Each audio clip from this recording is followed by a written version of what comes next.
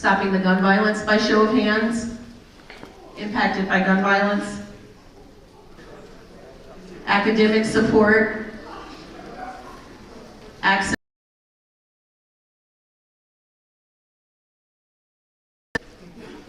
Give you a little time to fill that in.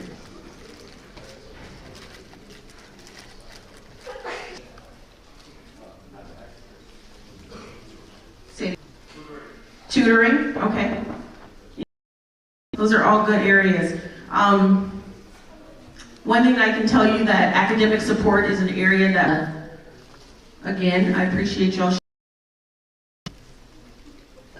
And so that's the website.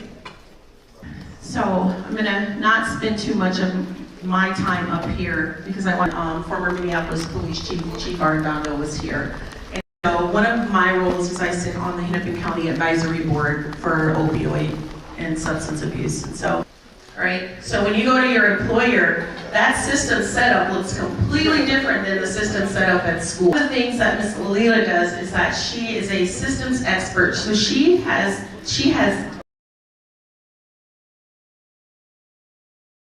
How many are you familiar with the county that you live in? What county do you live in?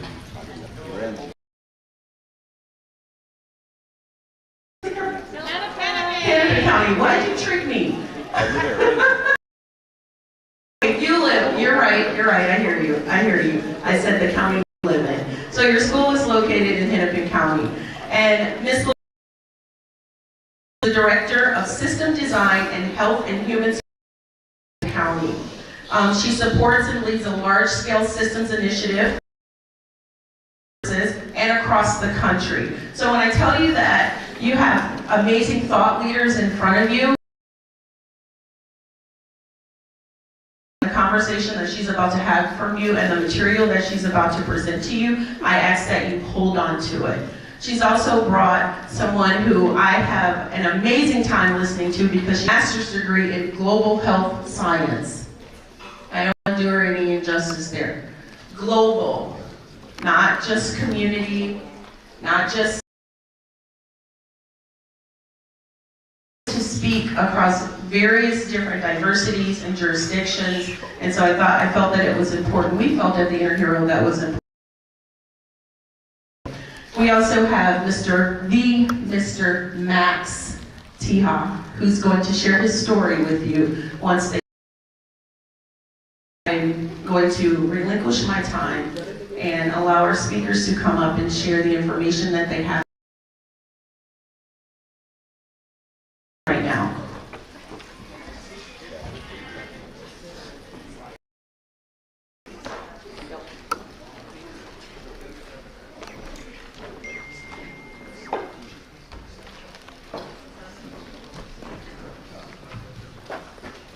When I was a senior in high school, and I was in the West Side Story.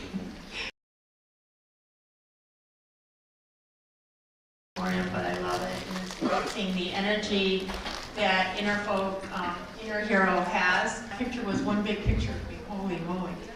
We have a team in Hennepin County, York County,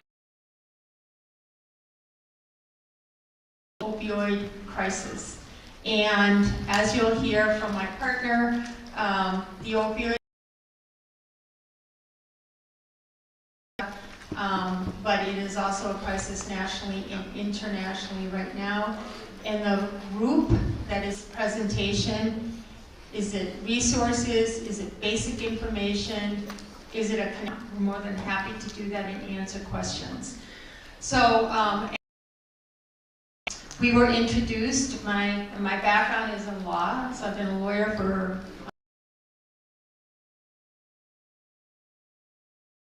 certain servant the entire time. I immigrated from Ecuador, South America, as a first-generation immigrant.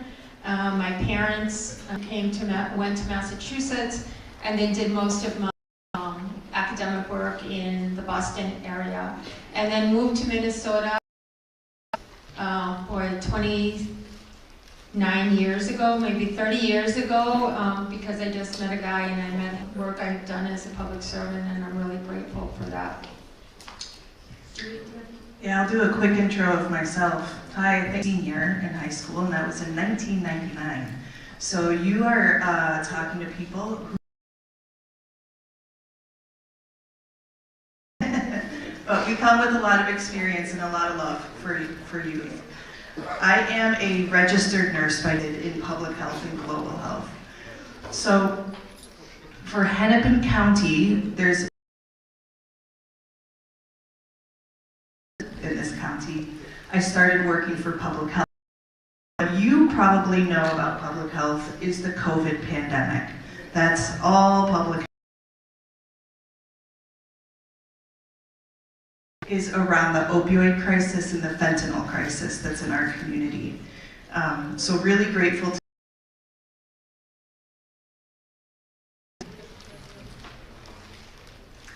because we are focusing specifically opioid use disorder, or we say SUD, substance use disorder. Or a dependency on opioids can take medicine, they can take mood, which is disorder. And then there's another word I want you to know, you may have heard of it, naloxone, or show of hands if you've heard of naloxone. Kind of know like what it does? Okay, beautiful. So something I just really want to emphasize together in our local government as public servants, civil servants working on this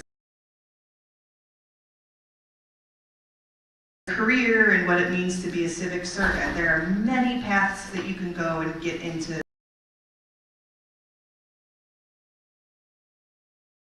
The other thing I want to emphasize is you can ask us any question. You will not surprise email addresses and you can find us, certainly.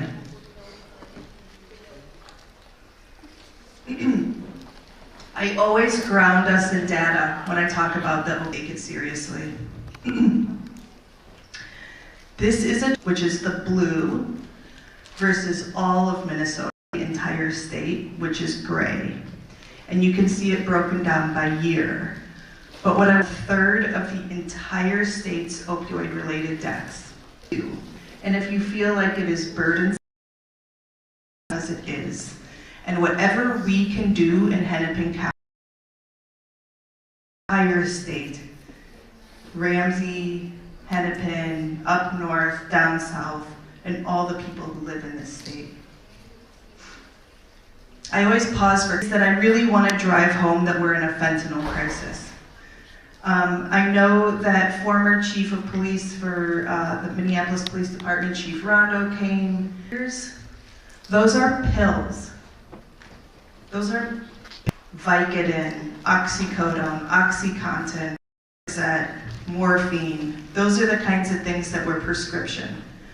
We are completely now in all these other pills when you don't know that it's in them. And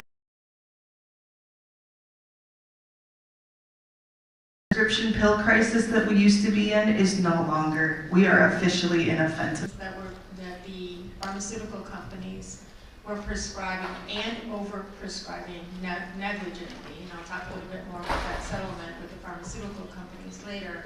The way to use a prescription pill. Anything outside of getting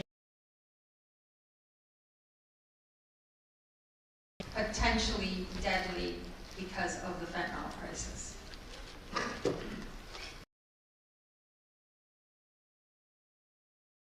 What we do at Hennepin County as your local government falls under 3 categories. Means exactly what's happening right now. Education.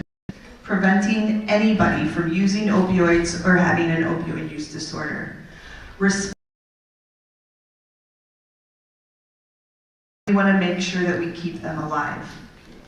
And then treatment is getting use into treatment and long-term recovery so that they can heal.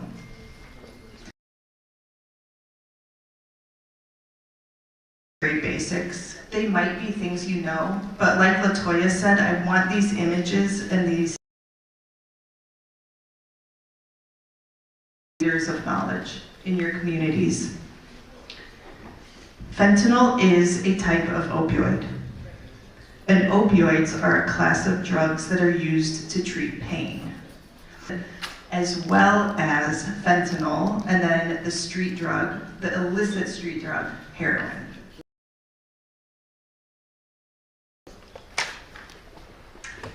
You can get fentanyl from a doctor, but it is very rare. That graph I showed you that we're in a fentanyl crisis is because fentanyl is sold illicit.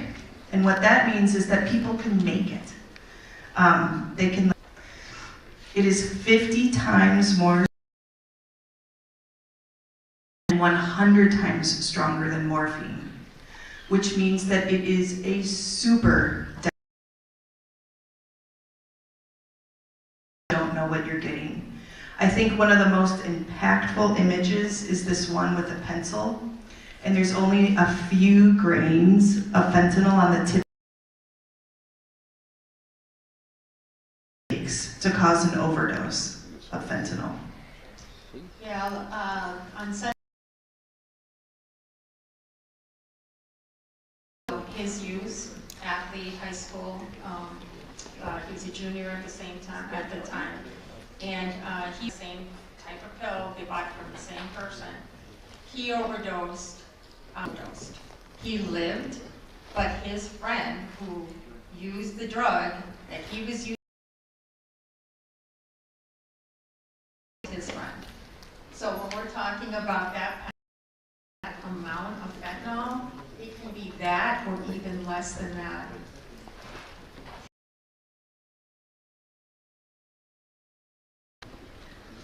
Yeah, and I really want to drive home that fentanyl can be a prescription, but what are getting fentanyl and these illegal pills often off of Snapchat. I am not telling you that to give you information. These social media apps can be, because the person who sells it to you can be erased, which makes them fentanyl to young people. It is driving our overdose deaths, but another thing I want to say is that if you are in need, it cannot hurt you. That's another thing I want you to know about it. Either been in overdose situations, friends, family, or have heard of them. Leaves law that protects you as the person calling 911 from. If you see any of these signs of an opioid overdose, stopped breathing, loss of consciousness, if they are unresponsive, you can give them naloxone, or we can help you and give you resources if you are interested in. It is sold over the counter, and there are also resources in our community where it can be free. Fentanyl comes in different forms: powder, liquid, pill, many, many different colors. It makes it hard to know what you are taking. Naloxone is an agent for an overdose. But naloxone in our can is administered, you can still die. And so that's why it's important to call 911, get an emergency person on the way, give the naloxone, and then wait. Stay with the person until the medical services arrive.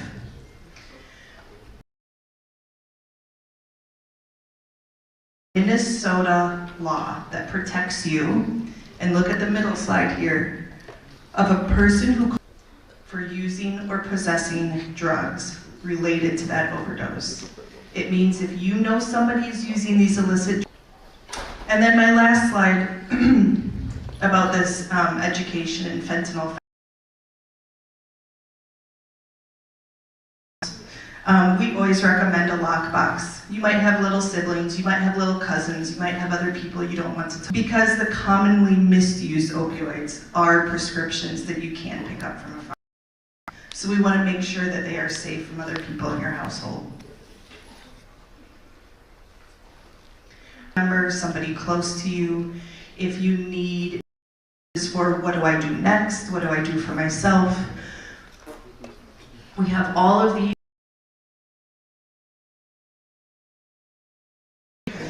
I didn't go to school now, I went in 1999. You can take mail this to you, but there are endless resources if you feel like you need to reach out and learn more about this.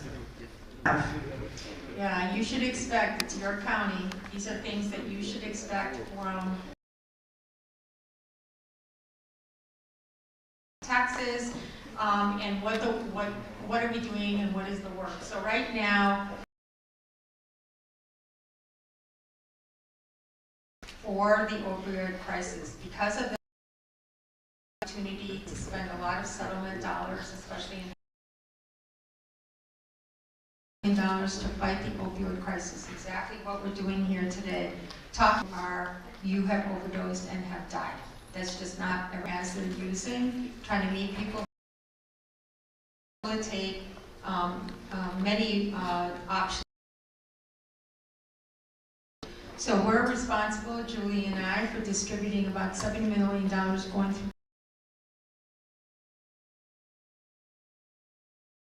We have a lot of agencies that are doing youth intensive work and really focused on youth. In the Native American community is 10 times more like male African American men are 6 times as likely. The audience reflects a lot of the diversity, which is beautiful, but it's also the diversity that's included in the.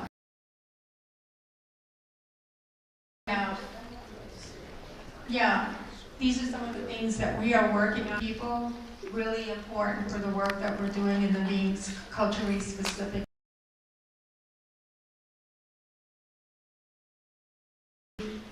We respond very differently and need different type of communications, not only because a lot of our family and our grandmothers are not bilingual, but. So this is one more piece of data, is that we know fentanyl is affecting you in your age group. So I want to describe this slide to you so that you know what's going on.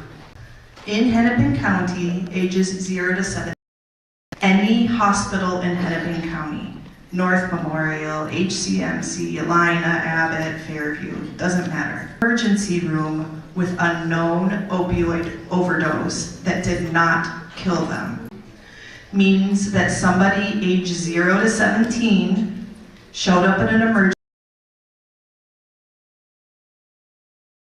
Alcohol use, maybe they showed up with a broken leg, maybe they showed up for something. And during that visit, we found out that they had opioid use. And maybe hidden in this age group, which means we have a huge opportunity to reach out to this age 0. More is going on than what we can actually see. And we want to make sure that everybody knows.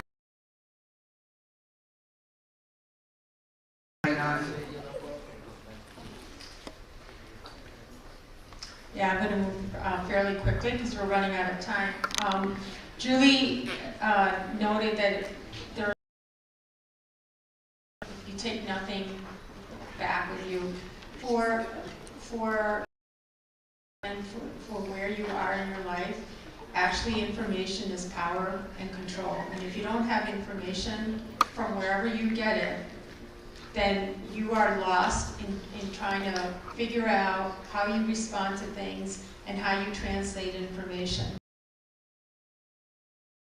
Give you the information, the right information, and to steer you to where you can get the right information, because you're not going to necessarily friends or your parents, but going to websites and really understanding that website, and you guys are all savvy with technology, and trying to get and the right answer when you're going through these things. That's what we want to help with. That's what we want you to come out of this with. Something at a party and somebody wants to share, say no. Yeah, say no, because that might be the last time that you share anything with anybody else. So really, it is a crisis, and we just want to make sure that you know there are resources and that there's assistance, and that we're really focusing on youth, both through our public health, corrections, human services, and they do have access to us. And we're going to just hear some of the youth groups that are out there. We have many others that are providing services as well. And part of what we were trying to do on our advisory committee is we are trying to bring in more youth to give us more information about what we should be doing. Uh-oh.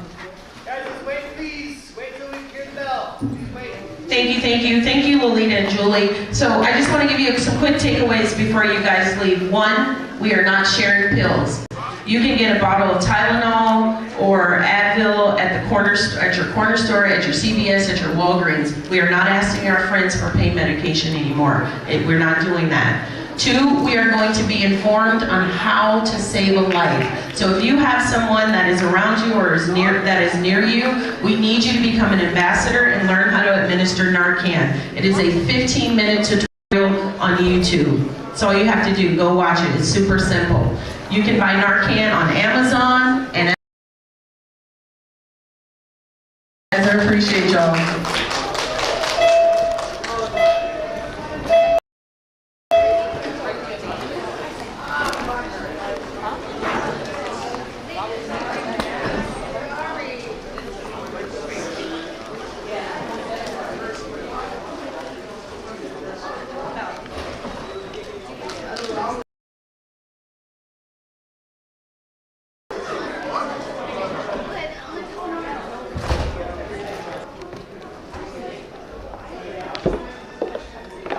Julie?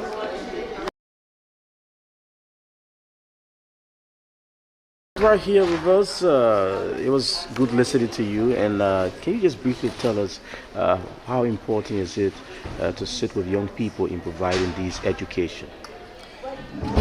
We know through data that youth are greatly affected by opioids and the fentanyl crisis. They are the most important population to us to sit down and talk with, to talk honestly with no shame and no blame about what's going on in our community, maybe what's going on with them and their families, and to educate them about what we are and what we are not going to be doing as youth right now, with knowing how dangerous fentanyl is. We also need to tell them that there is hope. There's hope for themselves and for their family, that we have resources, and we can keep people alive. As a nurse, practicing in the health sector, seeing young people, getting entrapped with these things, I don't know whether you're a mother. If you are, what did that bring to your heart? That's a great question. I got into nursing and the fentanyl crisis long before I became a mother. I am a mother now. And, working with people who have opioid use or who have chemical dependency has always been really important because of that aspect of hope, that there are treatments and there is a way to lead a super healthy and productive life. But now that I'm a mother, I'm far more focused on the youth aspect than I ever have been, and making sure that people as young as we can find them have access to this knowledge. So at least 6 years I've been doing this, but as a nurse, nurses are educators, so I've been doing that for over 20 years. Do you think it's working? Yes. And we're watching the fentanyl. It's working because the crisis is getting bigger no matter what we do. But I think that any youth, any person that we can give information to, home, they can talk to their friends. What would you say to parents that may be watching you or adults in the communities that may be watching you? I would say honesty here is key. Honesty and openness about talking about this at home. Hanging out with, if they are taking pills from friends, if they are experimenting with substances, it's really important for parents to know that one pill can kill. Honest is the best thing they can do to make sure their kids are alive through this phase of their life. A message to young people as well. Young people, be aware. The scene has changed and not have any consequences. The consequences now, because of fentanyl, are potentially death after one pill. And so, of what you are doing and who you are spending time with and making good choices. Thank you. All right. And I tell you, we just rolled our cameras over. To one of the community organizations in North, and from there we just got picked up 3 different things. And what are you doing for youth to trust your organization about what you were presenting and about the people around the room that our own school system? So what are you doing to present that? Well, I think one of the organizations called Change the Outcome, and everything, all resources. And I think one of the things that will help a lot is as we start focusing on 3 Narcan, distribution of Narcan, and having that have come from children being exposed to fentanyl, is, and we have prosecution of those cases. Best way to reach youth, what's the best way to reach elderly Spanish in the community that have youth programming, and they are getting their evaluation. What we start doing is we have a very big communications and most affected, and the youth as well, because we really want to figure out what communication is most effective for the 13 to 18-year-old African American men. In the hero, you saw the young people in here today. This is not the first time we've been here with them on different topics, but what can you speak about when it comes to the Partner as for one of the cities in Hennepin County, opioid crisis, and had an immediate relationship that was had the same foundational goals of what we wanted to do. So when she called and asked us to work in these cities in this part of Hennepin County. And we already asked Julie if you had to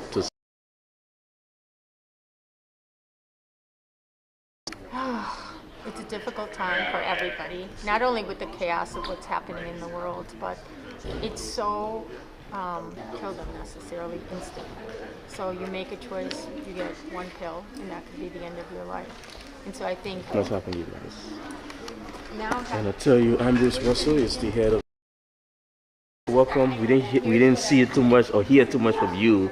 You were mostly in the background encouraging the young people. What do you make of the presentation here? I want to be center of the program, to be the presenter, and I love that because change comes when a lot of times when you, so to speak, being the presenters and the more partaker of the program.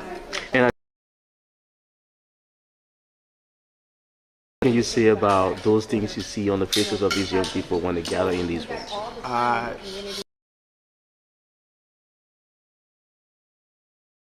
See the mindset to cause the next destiny to be better than the one we have right now.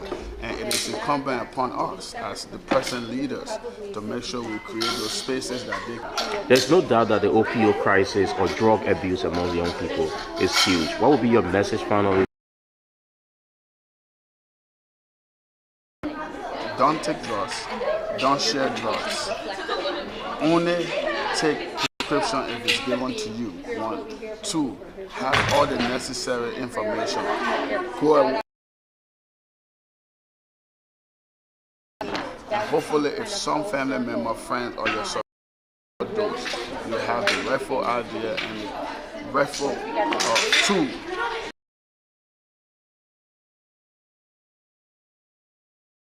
No drugs. No drugs. All right, Ambrose Russell there, finishing up with us here at the Inner Hero.